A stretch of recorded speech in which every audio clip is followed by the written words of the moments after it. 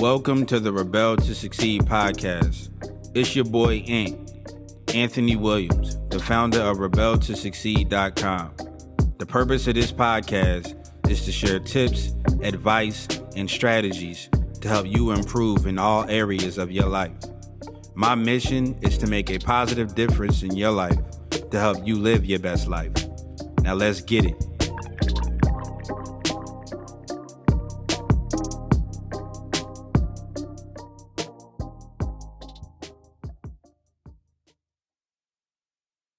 What up, Rebels? It's your boy Ant from Rebel to Succeed coming at you with another podcast episode. So, in this podcast episode, I decided to start. I want to start sharing some of some of the audiobooks that I can find for you guys to share some information on audiobooks. Share some of the audio books that I listen to a lot in the car when I'm driving. Mainly when I'm in the car. I don't know about you guys, but when I'm in the car, I'm normally listening to audiobooks. I'm normally listening to motivational clips by people.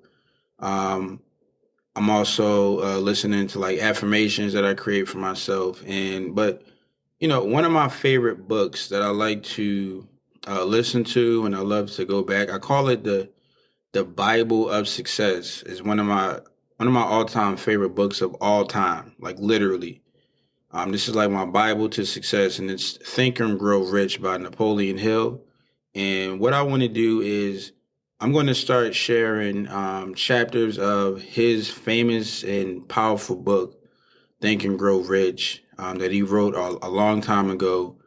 Because I know that you guys will definitely find some value in this book. It literally changed my life and in certain areas of my life. It changed like my outlook on success and just my all around outlook on life and how to achieve success. So, what I'm gonna do in this clip is share the first chapter of his audiobook, or the audiobook version of Think and Grow Rich. So check out this first chapter of Think and Grow Rich.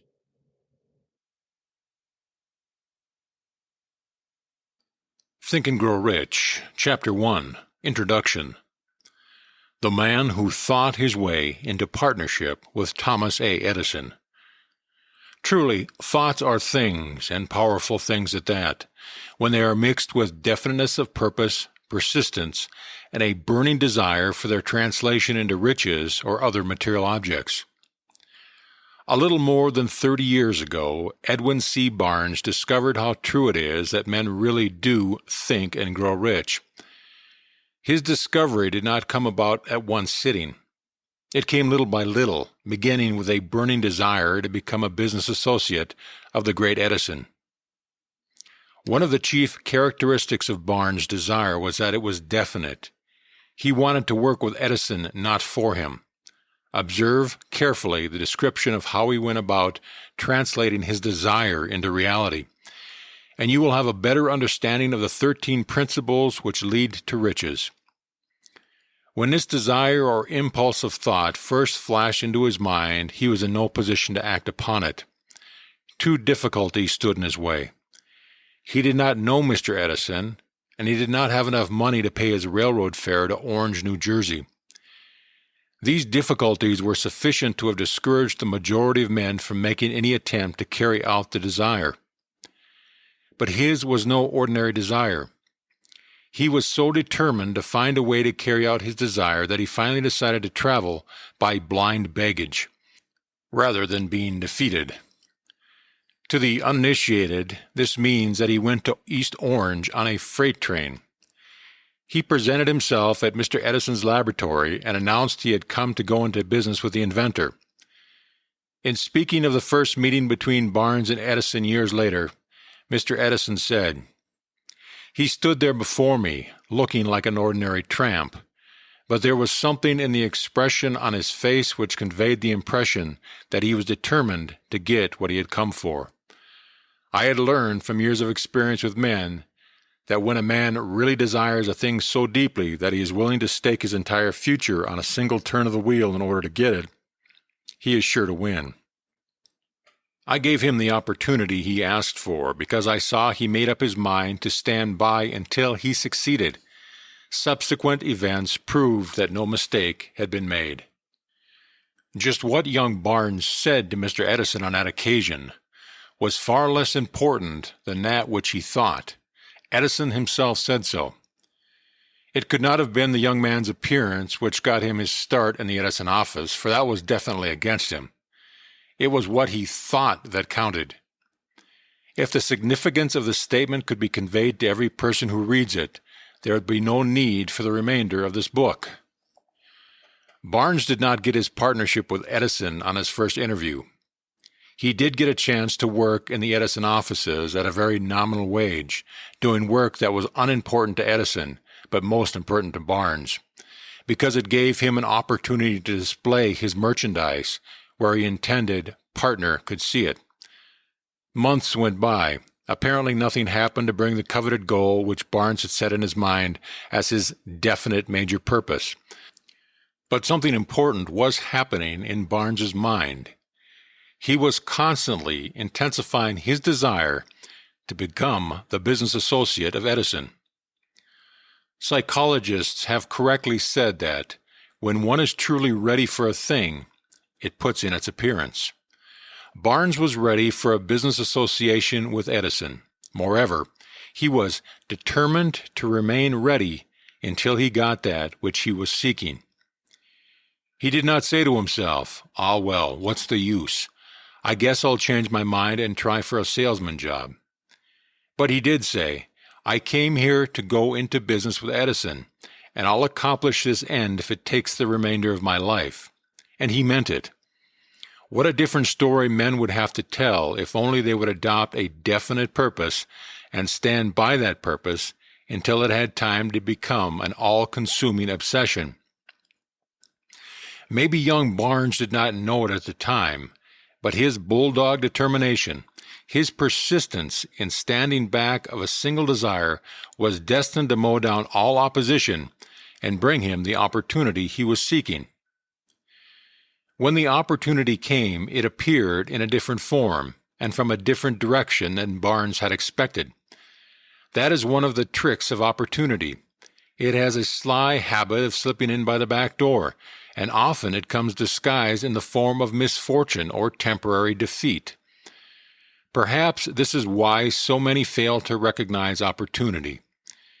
Mr. Edison had just perfected a new office device, known at that time as the Edison dictating machine, now the Ediphone. His salesmen were not enthusiastic over the machine. They did not believe it could be sold without great effort. Barnes saw his opportunity. It had crawled in quietly, hidden in a queer-looking machine which interested no one but Barnes and the inventor. Barnes knew he could sell the Edison dictating machine. He suggested this to Edison and promptly got his chance. He did sell the machine. In fact, he sold it so successfully that Edison gave him a contract to distribute and market it all over the nation. Out of that business association grew the slogan, "Made by Edison and installed by Barnes." The business alliance has been in operation for more than 30 years. Out of it, Barnes has made himself rich in money, but he has done something infinitely greater. He has proved that one really can think and grow rich. How much actual cash the original desire of Barnes has been worth to him, I have no way of knowing. Perhaps it has brought him $2 or $3 million, but the amount, whatever it is, becomes insignificant when compared with the greater asset he acquired in the form of definite knowledge that an intangible impulse of thought can be transmuted into a physical counterpart by the application of known principles. Barnes literally thought himself into a partnership with the great Edison. He thought himself into a fortune. He had nothing to start with except the capacity to know what he wanted and a determination to stand by that desire until he realized it. He had no money to begin with. He had but little education. He had no influence. But he had initiative, faith, and the will to win. With these intangible forces, he made himself #1 man with the greatest inventor who ever lived. Now, let us look at a different situation and study a man who had plenty of tangible evidence of riches, but lost it because he stopped 3 feet short of the goal he was seeking. 3 feet from gold. One of the most common causes of failure is the habit of quitting when one is overtaken by temporary defeat. Every person is guilty of this mistake at one time or another. An uncle of R.U. Darby was caught up by the gold fever in the gold rush days and went west to dig and grow rich. He had never heard that more gold has been mined from the brains of men than has ever been taken from the earth. He staked a claim and went to work with pick and shovel. The going for it was hard, but his lust for gold was definite. After weeks of labor, he was rewarded by the discovery of the shining ore. He needed machinery to bring the ore to the surface. Quietly, he covered up the mine, retraced his footsteps to his home in Williamsburg, Maryland, told his relatives and a few neighbors of the strike. That got together money for the needed machinery, had it shipped. The uncle and Darby went back to work the mine. The first car of ore was mined and shipped to a smelter. The returns proved they had one of the richest mines in Colorado. A few more cars of the ore would clear the debts. Then would come the big killing in profit. Down went the drills. Up went the hopes of Darby and Uncle. Then something happened. The vein of gold ore disappeared. They had come to the end of the rainbow, and the pot of gold was no longer there. They drilled on, desperately trying to pick up the vein again, all to no avail. Finally, they decided to quit. They sold the machinery to a junkman for a few $100s and took the train back home. Some junkmen are dumb, but not this one. He called in a mining engineer to look at the mine and do a little calculating. The engineer advised that the project had failed because the owners were not familiar with fault lines. His calculations showed that the vein would be found just 3 feet from where the Darbys had stopped drilling. And this is exactly where it was found. The junkman took millions of dollars in ore from the mine because he knew enough to seek expert counsel before giving up. Most of the money which went into the machinery was procured through the efforts of R.U. Darby, who was then a very young man. The money came from his relatives and neighbors because of their faith in him. He paid back every dollar of it, although he was years in doing so. Long afterward, Mr. Darby recouped his loss many times over, when he made the discovery that desire can be transmuted into gold. The discovery came after he went into the business of selling life insurance. Remembering that he lost a huge fortune because he stopped 3 feet from gold, Darby profited by the experience in his chosen work, by the simple method of saying to himself, "I stopped 3 feet from gold, but I will never stop because men say no when I ask them to buy insurance." Darby is one of the small group of fewer than 50 men who sell more than $1 million in life insurance annually. He owes his stickability to the lesson he learned from his quitability in the gold mining business. Before success comes in any man's life, he is sure to meet with much temporary defeat and perhaps some failure. When defeat overtakes a man, the easiest and most logical thing to do is to quit. That is exactly what the majority of men do. More than 500 of the most successful men this country has ever known told the author their greatest success came just one step beyond the point at which defeat had overtaken them. Failure is a trickster with a keen sense of irony and cunning. It takes great delight in tripping one when success is almost within reach. A 50-cent lesson in persistence. Shortly after Mr. Darby received his degree from the University of Hard Knocks and had decided to profit by his experience in the gold mining business, he had the good fortune to be present on an occasion that proved to him that no does not necessarily mean no. One afternoon he was helping his uncle grind wheat in an old-fashioned mill. The uncle operated a large farm on which a number of colored sharecrop farmers lived. Quietly the door was opened, and a small child, the daughter of the tenant, walked in and took her place near the door. The uncle looked up, saw the child, and barked at her roughly. "What do you want?" Meekly the child replied, "My mammy may say send her 50 cents. "I'll not do it," the uncle retorted. "Now you run on home." "Yassa," the child replied, but she did not move. The uncle went ahead with his work, so busily engaged that he did not pay enough attention to the child to observe that she did not leave.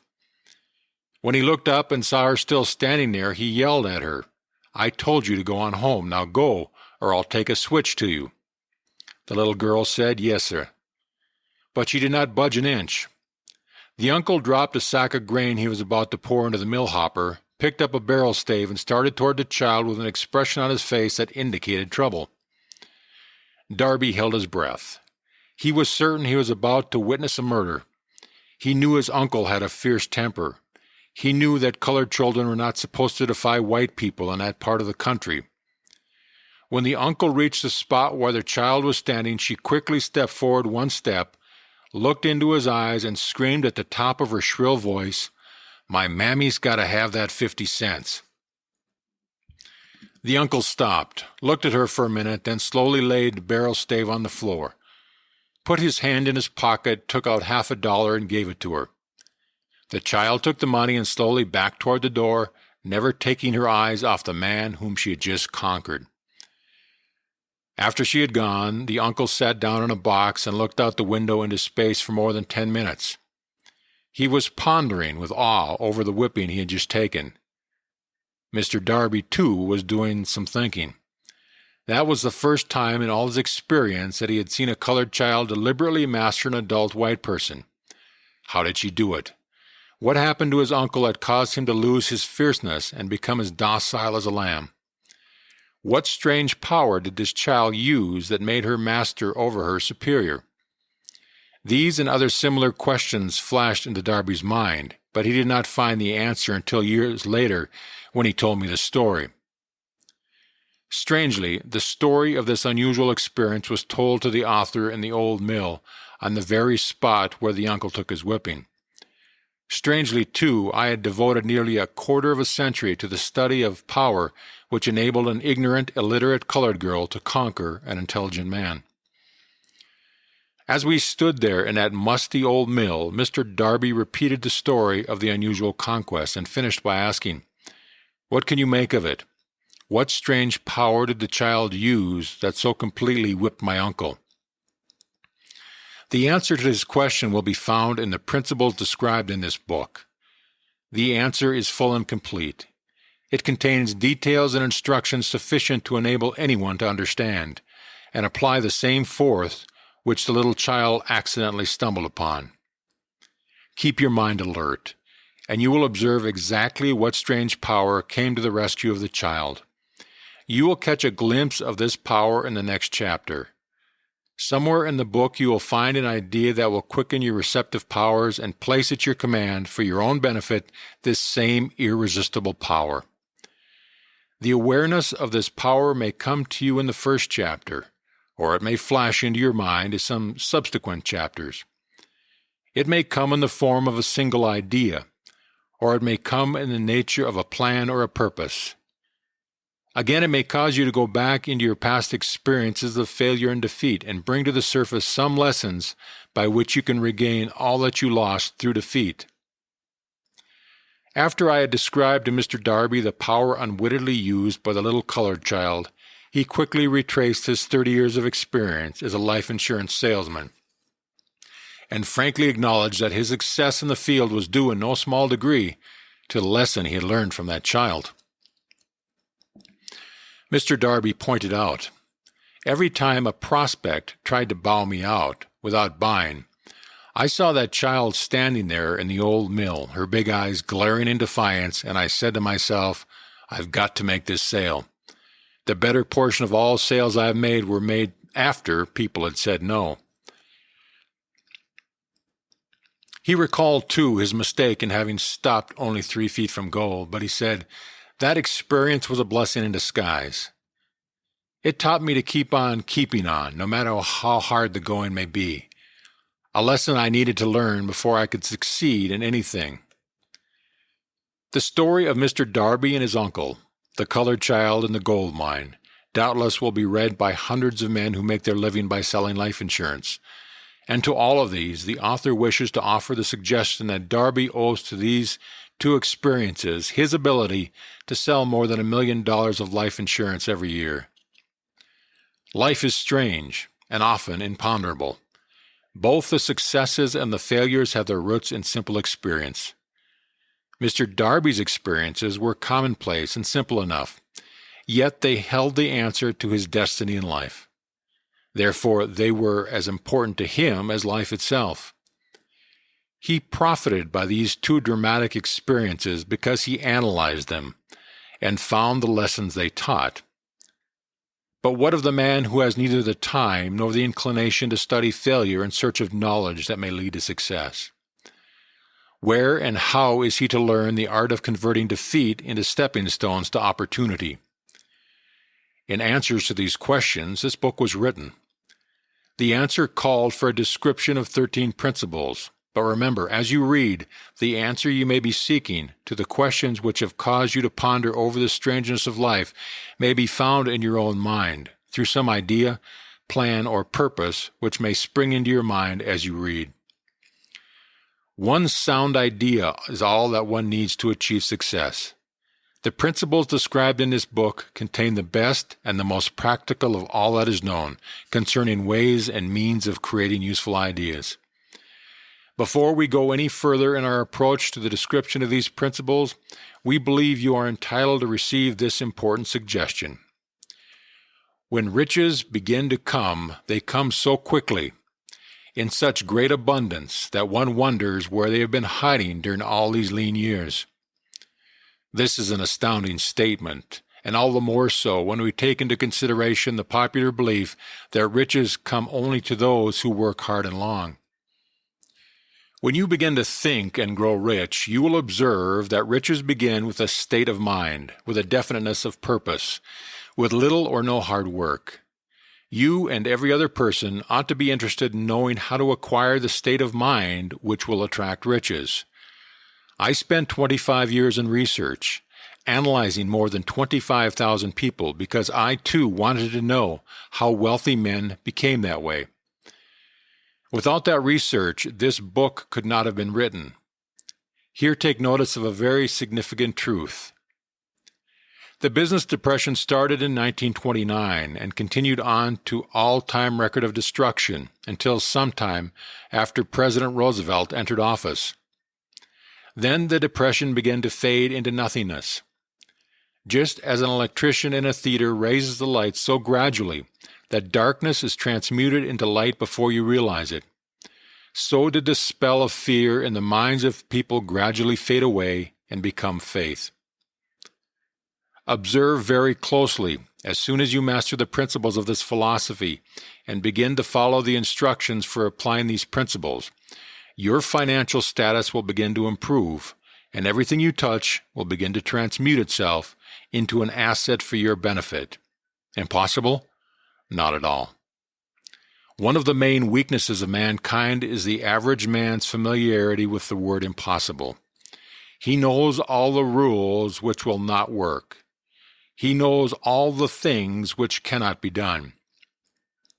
This book was written for those who seek the rules which have made others successful and are willing to stake everything on those rules. A great many years ago, I purchased a fine dictionary. The first thing I did with it was to turn the word impossible and neatly clip it out of the book. That would not be an unwise thing to do. Success comes to those who become success conscious. Failure comes to those who indifferently allow themselves to become failure conscious. The object of this book is to help all who seek it to learn the art of changing their minds from failure consciousness to success consciousness. Another weakness found in altogether too many people is the habit of measuring everything and everyone by their own impressions and beliefs. Some who will read this will believe that no one can think and grow rich. They cannot think in terms of riches because their thought habits have been steeped in poverty, want, misery, failure, and defeat. These unfortunate people remind me of a prominent Chinese who came to America to be educated in American ways. He attended the University of Chicago. One day, President Harper met this young Oriental on the campus, stopped to chat with him for a few minutes, and asked what had impressed him as being the most noticeable characteristic of the American people. "Why," the Chinaman exclaimed, "the queer slant of your eyes. Your eyes are off slant." What do we say about the Chinese? We refuse to believe that which we do not understand. We foolishly believe that our own limitations are a proper measure of limitations. Sure, the other fellow's eyes are off slant because they are not the same as our own.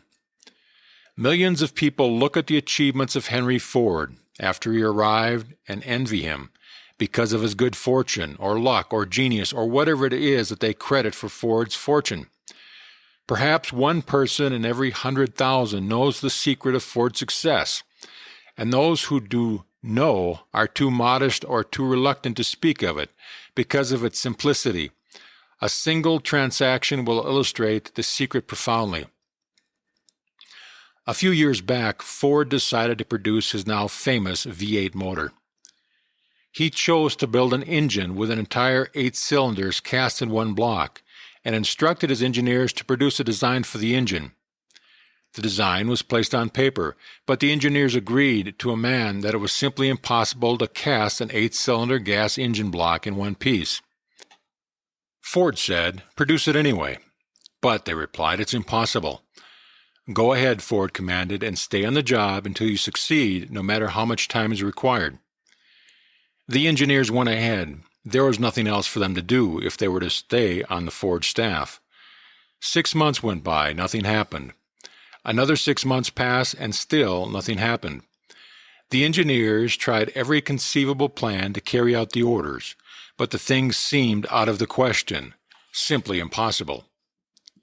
At the end of the year, Ford checked with his engineers, and again they informed him they had found no way to carry out his orders. "Go right ahead," said Ford. "I want it, and I'll have it." They went ahead, and then, as if a stroke of magic, the secret was discovered.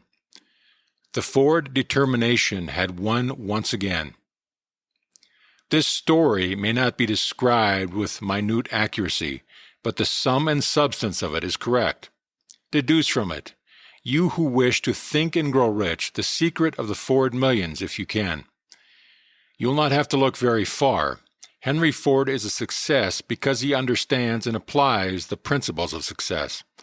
One of these is desire, knowing what one wants. Remember this Ford story as you read and pick out the lines in which the secret of a stupendous achievement have been described. If you can do this, if you can lay your finger on the particular group of principles which made Henry Ford rich, you can equal his achievements in almost any calling for which you are suited. You are the master of your fate, the captain of your soul, because when Henley wrote the prophetic lines, "I am the master of my fate, I am the captain of my soul," he should have informed us that we were the masters of our fate, the captains of our soul, because we have the power to control our thoughts.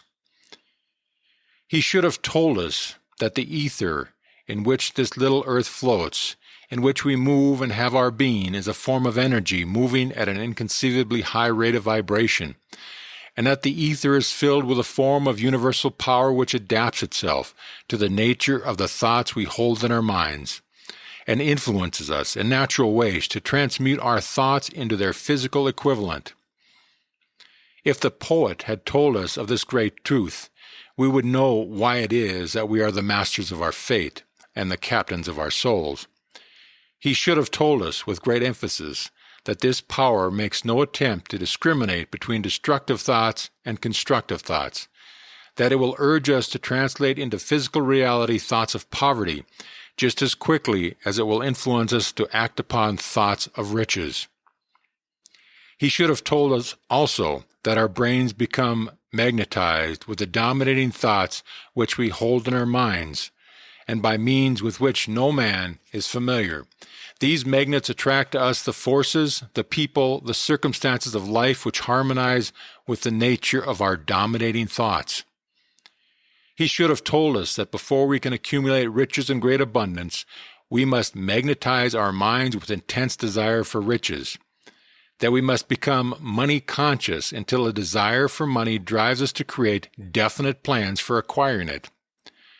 But, being a poet and not a philosopher, Henley contented himself by stating a great truth in poetic form, leaving those who followed him to interpret the philosophical meaning of his lines. Little by little, the truth has unfolded itself, until it now appears certain that the principles described in his book hold the secret of mastery over our economic fate. We are now ready to examine the first of these principles. Maintain a spirit of open-mindedness, and remember as you read, they are the invention of no one man. The principles were gathered from the life experiences of more than 500 men who actually accumulated riches in huge amounts. Men who begin in poverty, with but little education, without influence. The principles worked for these men. You can put them to work for your own enduring benefit. You will find it easy, not hard to do. Before you read the next chapter, I want you to know that it conveys factual information which might easily change your entire financial destiny, as it has so definitely brought changes of stupendous proportion to two people described. I want you to know also that the relationship between these two men and myself is such that I could have taken no liberties with the fact, even if I had wished to do so. One of them has been my closest friend for almost 25 years. The other is his son. The unusual success of these two men, success which I generally accredit to the principle described in the next chapter, more than justifies this personal reference as a means of emphasizing the far-flung power of this principle. Almost 15 years ago, I delivered the commencement address at Salem College, Salem, West Virginia. I emphasized the principles described in the next chapter with so much intensity that one of the members of the graduating class definitely appreciated it and made it a part of his own philosophy. The young man is now a member of Congress and an important factor in the present administration. Just before this book went to publisher, he wrote me a letter in which he so clearly stated his opinion of the principle outlined in the next chapter, that I have chosen to publish his letter as an introduction to that chapter. It gives you an idea of the rewards to come. The letter follows. My dear Napoleon, my service as a member of Congress having given me an insight into the problems of men and women, I am writing to offer a suggestion which may become helpful to the thousands of worthy people. With apologies, I must state that the suggestions, if acted upon, will mean several years of labor and responsibility for you. But I am enheartened to make the suggestion because I know your great love for rendering useful service. In 1922, you delivered the commencement address at Salem College when I was a member of the graduating class. In that address, you planted in my mind an idea which has been responsible for the opportunity I now have to serve the people of my state, and will be responsible in a very large measure for whatever success I may have in the future. The suggestion I have in mind is that you put into a book the sum and substance of the address you delivered at Salem College, and in that way give the people of America an opportunity to profit by your many years of experience and association with the men who, by their greatness, have made America the richest nation on earth. I recall, as though it was yesterday, the marvelous description you gave of the method by which Henry Ford, with but little schooling, without a dollar, with no influential friends, rose to great heights. I made up my mind then, even before you had finished your speech, that I would make a place for myself, no matter how many difficulties I had to surmount. Thousands of young people will finish their schooling this year and in the next few years. Every one of them will be seeking just such a message of practical encouragement as the one I received from you.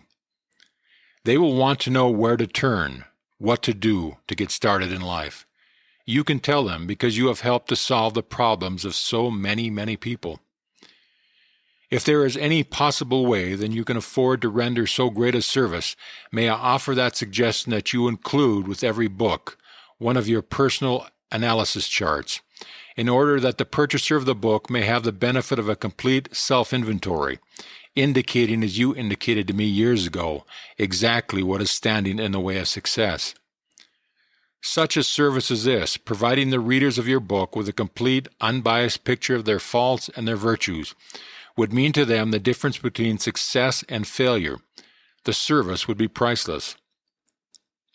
Millions of people are now facing the problem of staging a comeback because of the Depression, and I speak from personal experience when I say I know these earnest people would welcome the opportunity to tell you their problems and to receive your suggestions for the solution. You know the problems of these who face the necessity of beginning all over again. There are thousands of people in America today who would like to know how they can convert ideas into money, people who must start at scratch without finances and recoup their losses. If anyone can truly help them, you can. If you publish the book, I would like to own the first copy that comes from the press, personally autographed by you. With my best wishes, believe me, cordially yours, Jennings Randolph.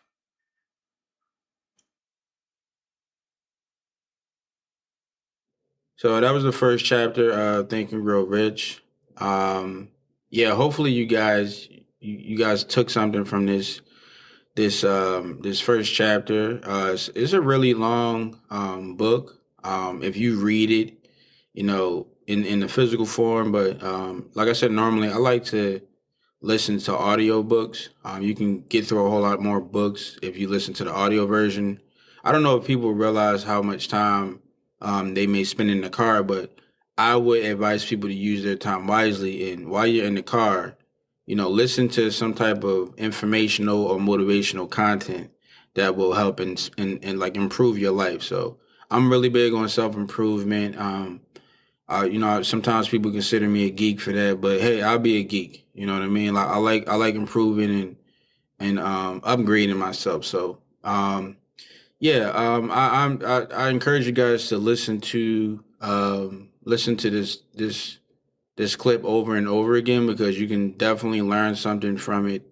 Listen to this. I've literally went back and read Think and Grow Rich more than once, and I really don't even think that I fully like read it like front to back. Like I've always listened to like different like chapters. Like I might listen to one chapter over and over again, or read one chapter over and over again.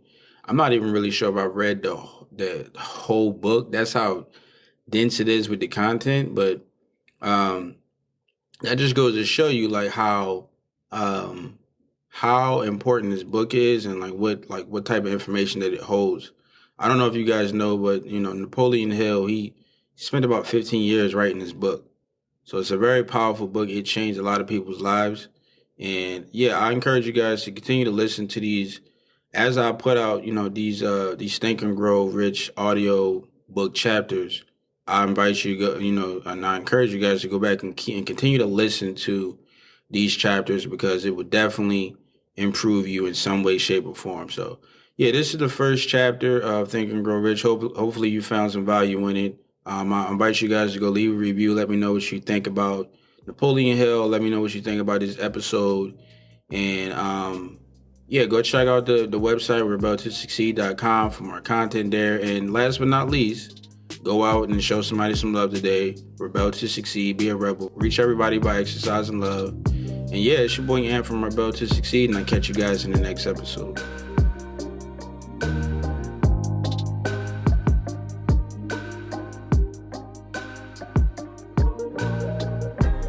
I want to thank you for joining me today and listening to this podcast. If you found this episode helpful or valuable in any way, then I encourage you to leave an honest review and subscribe to the Rebel to Succeed podcast for future episodes. To receive more content and value, make sure to visit the Rebel to Succeed website at www.rebeltosucceed.com.